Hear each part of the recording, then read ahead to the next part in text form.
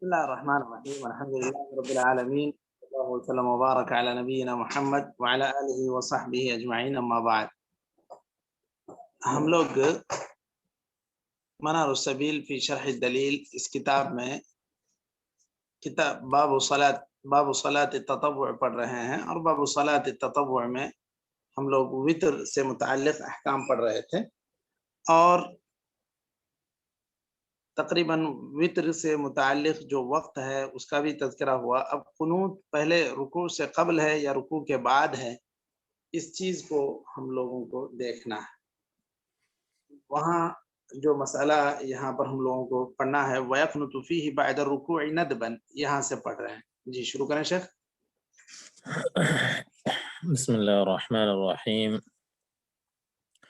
वयक़नुतु फ़ीहि बअद अर्रुकूइ नदबन लिअन्नहु सह्ह अन्हु सल्लल्लाहु अलैहि वसल्लम मिन रिवायत अबी हुरैरा व अनस व इब्न अब्बास وعن عمر وعلي أنهما كانا يقنتان بعد الركوع، رواه أحمد والأثرم. فلو كبر ورفع يديه ثم قنت قبل الركوع جاز، لحديث أبي بن كعب أن النبي صلى الله عليه وسلم كان يقنت قبل الركوع، رواه أبو داود. وروى الأثرم عن ابن مسعود أنه كان يقنت في الوتر، وكان إذا فرغ من القراءة كبر ورفع يديه ثم قنت. وقال أبو بكر الخطيب: الأحاديث التي فيها القنوت قبل الركوع كلها معلولة، ولا بأس أن يدعو في قنوته بما شاء، لأن عمر رضي الله عنه قنت بسورتي أبي. قال ابن سيرين: كتبهما أبي في مصحفه إلى قوله ملحق ملحق. ومما ورد: اللهم اهدنا فيمن هديت، وعافنا فيمن عافيت، وتولنا فيمن توليت، وبارك لنا فيما أعطيت، وقنا شر ما قضيت، إنك تقضي ولا يقضى عليك، إنه لا يذل من واليت، ولا يعز من عاديت، تباركت ربنا وتعاليت. رواه أحمد ولفظه له والترمذي وحسنه من حديث الحسن بن علي قال: علمني رسول الله صلى الله عليه وسلم كلمات أقولهن في قنوت الوتر: اللهم اهدني، إلى قوله وتعاليت، وليس فيه ولا يعز من عاديت، رواه البيهقي.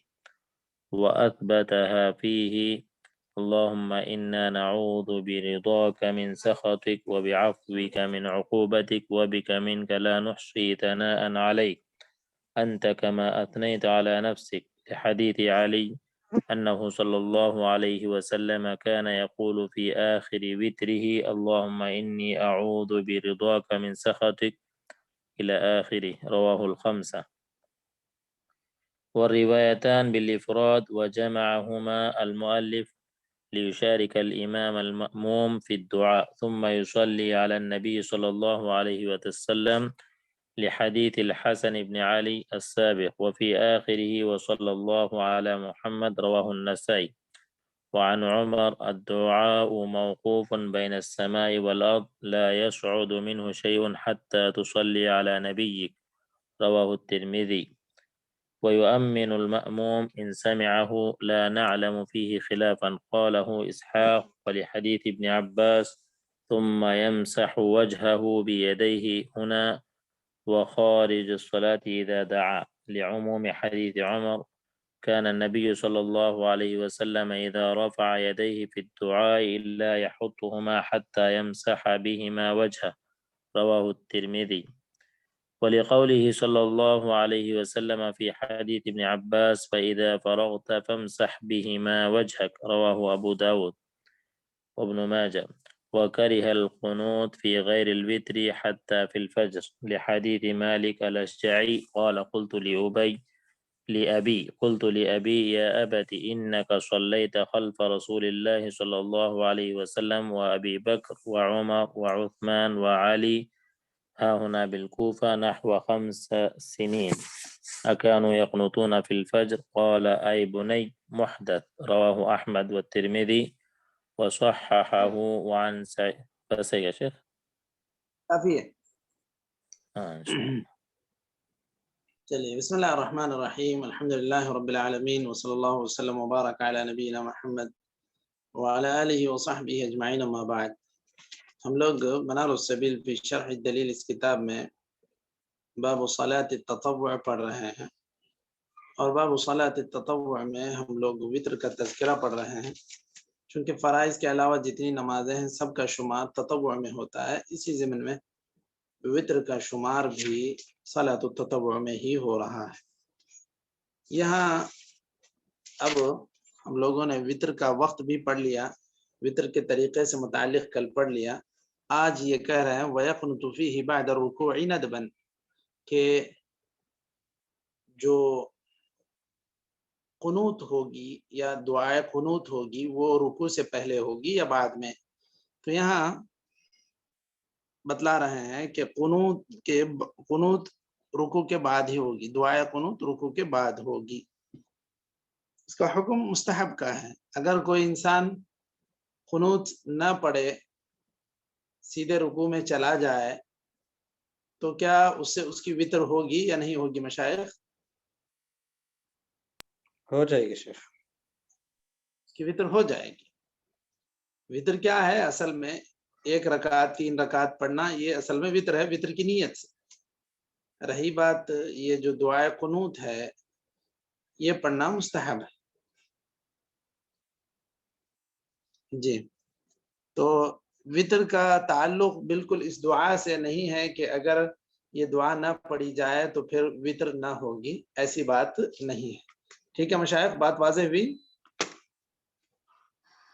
جی شیخ. چلیے، تو اب رہا مسئلہ کہ رکوع سے پہلے یا رکوع کے بعد. تو اکثر احادیث جو وارد ہیں وہ رکوع کے بعد کے ہیں، لیکن ایک آدھ حدیث ایسی بھی ہے جس میں رکوع سے پہلے کا بھی تذکرہ ہے.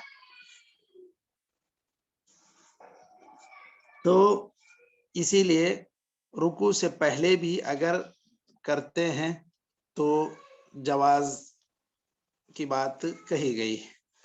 یہاں دیکھیے حضرت ابو ہریرہ، حضرت انس، حضرت ابن عباس، ان تمام کی روایتیں جو ہیں، اور حضرت عمر اور حضرت علی کی بھی، کہ انہما کانا یقنتان بعد الرکوع.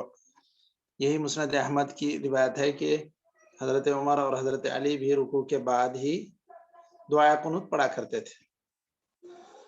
یہاں ایک مسئلہ اور ذکر کیا جا رہا ہے کہ اگر کوئی انسان تکبیر کہہ دے، ہاتھ اٹھائے، پھر رکوع سے پہلے اگر دعائے قنوت پڑھتا ہے تو یہ جائز ہے کہا جا رہا ہے.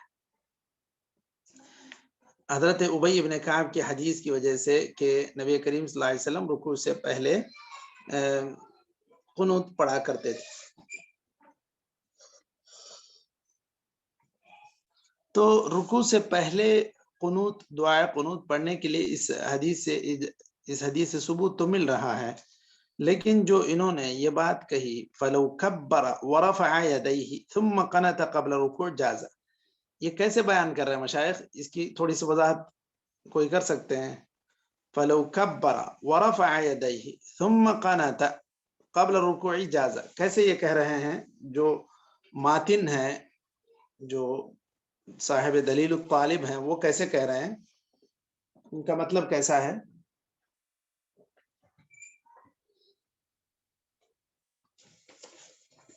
فَلَوْ كَبَّرَ وَرَفَعَ يَدَيْهِ ثُمَّ قَنَتَ قَبْلَ الرُّكُوعِ جَازَ.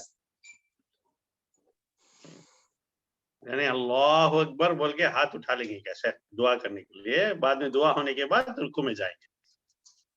جی بالکل، یہ ایسے ہی کہہ رہے ہیں. جو ماتن ہیں وہ ایسی ہی بات کہہ رہے ہیں کہ ایک آدمی اللہ اکبر کہے، پھر ہاتھ اٹھائے، پھر دعا کرے.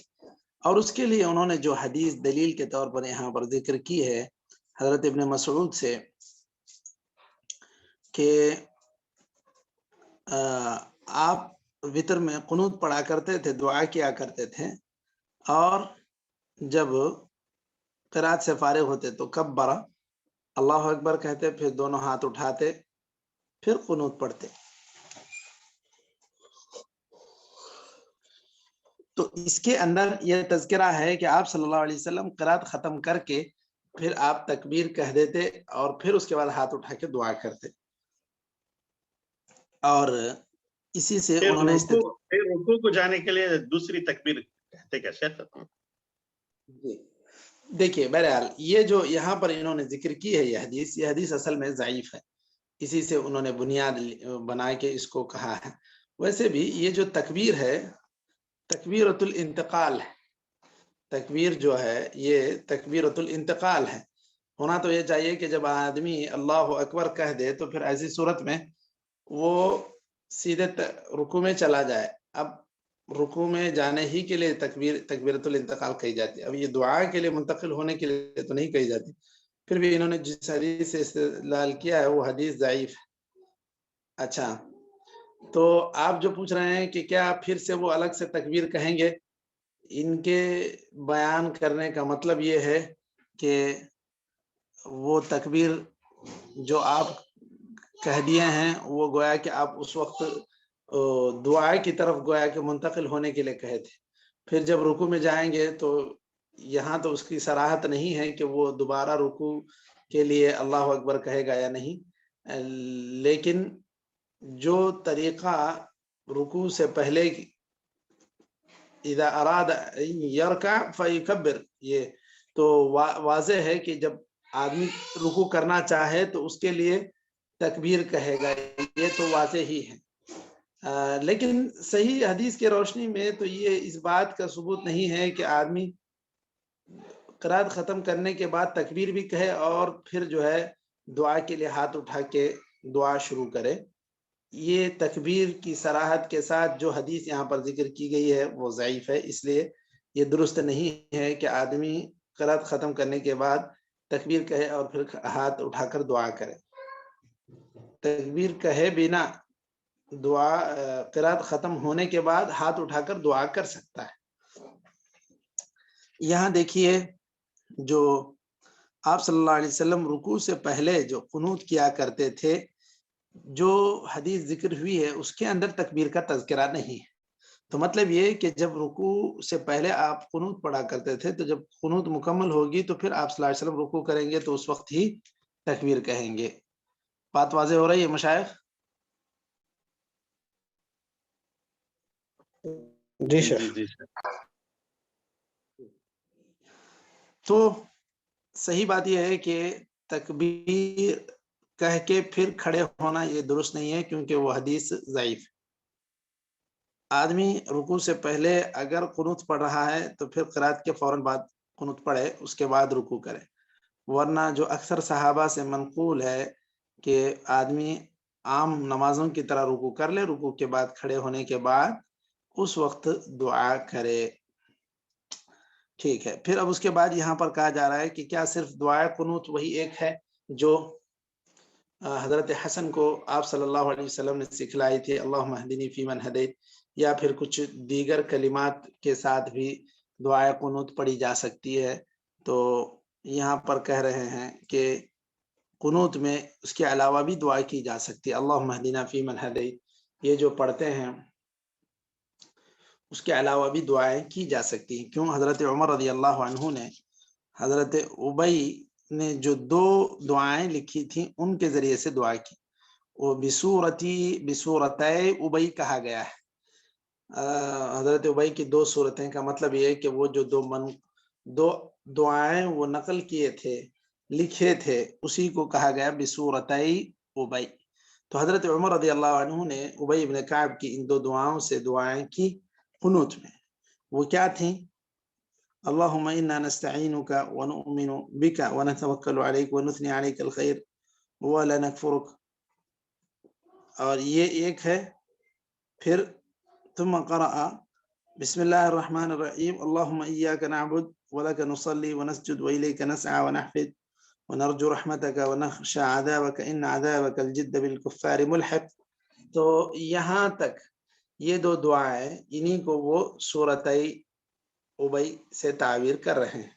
تو ان دو دعاؤں کے ذریعے سے بھی حضرت عمر نے دعا کی تھی، تو اس لیے کہا جا رہا ہے کہ حضرت ابی نے اپنے مصحف میں اس کو لکھ کر رکھا تھا، اس اعتبار سے اس کو سورۃ ابی کہا گیا۔ اور اس دعا سے بھی دعا قنوت میں دعا کی جا سکتی ہے۔ حضرت حسن رضی اللہ عنہ کو جو آپ صلی اللہ علیہ وسلم نے سکھلائی، اللہم اہدنی فیمن ہدیت، اس سے بھی دعا کی جا سکتی ہے۔ اور یہ جو دعا حضرت ابی ابن کعب نے لکھی تھی، اس سے بھی دعا کی جا سکتی ہے۔ اس کے علاوہ بھی دعائیں کی جا سکتی ہیں، جیسا کہ اب ان دعاؤں میں ذکر ہوا کہ ایک ہی دعا محصور نہیں ہے، ایک سے زیادہ دعائیں منقول ہیں سلف سے۔ اور جو اسی طرح قنوت کے سلسلے میں جو دعائیں منقول ہیں، اس میں اللہم اہدنا فیمن ہدیت وعافنا فیمن عافیت، تو یہ بھی دعا منقول ہے، یہ مسند احمد کی روایت سے۔ پھر یہ حضرت حسن ابن علی کی روایت ہے اصل میں، کہ نبی کریم صلی اللہ علیہ وسلم نے مجھے کچھ کلمات سکھلائے تھے جو میں وطر میں پڑھا کرتا تھا، وہ اللہم اہدنی سے الی وتعالیت وہاں تک ہے۔ ولا یعز من عادیت اس کے اندر نہیں ہے، اس کو بیہقی نے روایت کیا ہے، شیخ البانی نے بھی اس کو صحیح قرار دیا ہے۔ اس کے علاوہ اور بھی ایک دعا ہے جو اللہم انا نعوذ برضاک من سخطک وبعفوک من عقوبتک وبک منک لا نحصی ثناء علیک انت کما اثنیت علی نفسک، حضرت علی کی جو حدیث ہے اس کی بنیاد پر کہ اللہم، یہ حضرت علی رضی اللہ عنہ سے یہ منقول ہے کہ وہ یہ دعا کیا کرتے تھے۔ شیخ البانی نے اس کو مشکات میں صحیح قرار دیا۔ تو یہ جو روایتیں ہیں، اللہم انی اعوذ برضاک من سخطک، اور اسی طرح اللہم انا نعوذ برضاک من سخطک، یہ دونوں کے دونوں افراد کے صیغے کے ساتھ منقول ہیں۔ مطلب یہ کہ اللہم انی اعوذ برضاک من سخطک، تو اس کو مؤلف نے جمع کا صیغہ استعمال کیا ہے، لیشارک الامام المأموم فی الدعاء، لیشارک الامام المأموم فی الدعاء، لیشارک الامام المأموم فی الدعاء، امام مقتدی کو بھی دعا میں شریک کر لے، اس کے لیے انا یعنی جمع کا صیغہ استعمال کرے۔ یہ بات، اس بات کے لیے اس کو جمع کا صیغہ لایا گیا، ذکر کیا گیا ہے۔ تو یہاں پر دیکھ رہے ہیں کہ قنوت میں صرف ایک ہی دعا محدد نہیں ہے، گرچہ کہ یہی معروف ہے جو حضرت حسن ابن علی رضی اللہ عنہ کو آپ صلی اللہ علیہ وسلم نے دعا سکھلائی تھی۔ اب اس کے علاوہ بھی جو دیگر صحابہ سے دعائیں منقول ہیں وہ بھی پڑھی جا سکتی ہیں۔ پھر یہاں پر یہ بتلایا جا رہا ہے کہ دعا کے آخر میں اللہ کے نبی صلی اللہ علیہ وسلم پر درود بھی بھیجے۔ حضرت حسن ابن علی کی حدیث کی بنیاد پر اس کے آخر میں ہے وصلی اللہ علی محمد، یہ بات ذکر کی گئی ہے، گرچہ کہ یہ حدیث جس کے بنیاد پر یہ کہا جا رہا ہے کہ حضرت علی، حسن ابن علی کی حدیث کے آخر میں وصلی اللہ علی محمد ہے، اس حدیث کو بھی ضعیف قرار دیا گیا ہے۔ اب حضرت عمر رضی اللہ عنہ کے ایک اثر سے بھی انہوں نے استدلال کیا ہے صلاۃ علی النبی آخر میں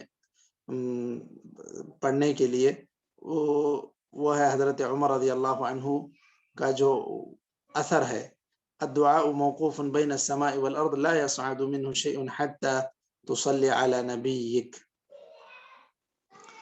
تو یہ